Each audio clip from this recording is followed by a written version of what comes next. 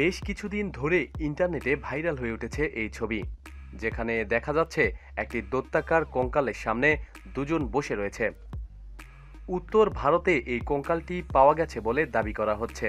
বলা হচ্ছে এই কঙ্কালের সঙ্গে মহাভারতের চরিত্র ভীমের ছেলে ঘট্টচকের বর্ণনার মিল আছে। ভারতের বুকে ৮০ ফুট লম্বা এক কঙ্কাল ইন্টারনেটে ঘুরে বেড়ানো এই ছবি এখন তোলপাড় ফেলে দিয়েছে। তার মধ্যে আন্তর্জাতিক এক চ্যানেল এই ধারণা উস্কে দিয়েছে যে মহাভারতের চরিত্র ভীমের ছেলে ঘট্টচকের বর্ণনার সঙ্গে নাকি মিল আছে ওই দৈত্যাকার কঙ্কালের। ফলে এই কঙ্কালের ছবি আরও ভাইরাল হয়ে উঠেছে।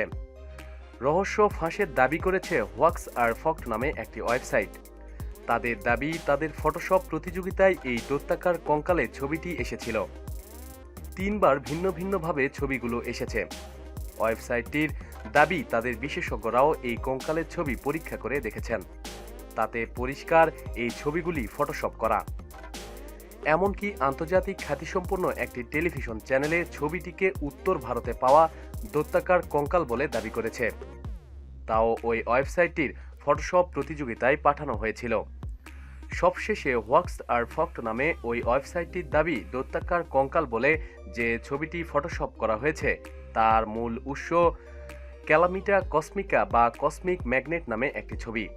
১৯৯০ সালে জেনো ডে ডমিনিকস বলে এক শিল্পী ২৮ মিটার লম্বা এবং ৮ টন ওজনের একটি কঙ্কাল তৈরি করেছিলেন, যার নাম দিয়েছিলেন ক্যালামিটা কসমিকা বা কসমিক ম্যাগনেট। ওই বছরেই ফ্রান্সের গ্রেনাবলে সেন্টার ন্যাশনাল ডি আর্ট কম্পিটিশনে এই দৈত্যাকার কঙ্কালটির প্রদর্শনী করেছিলেন ডমিনিকস।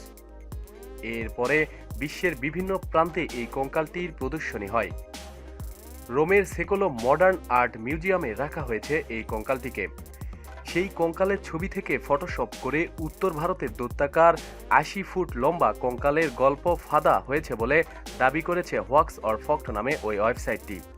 এমনকি উত্তর ভারতে যদি ওই দৈত্যাকার কঙ্কাল পাওয়া যায়, তাহলে তার নিবন্ধনীকরণ কেন স্থানীয় প্রশাসনের কাছে নেই, তার কোনো উত্তর এখনও পাওয়া যায়নি। প্রতিদিন সব খবরাখবরের জন্য সাথেই থাকুন এবং সাবস্ক্রাইব করুন। ধন্যবাদ।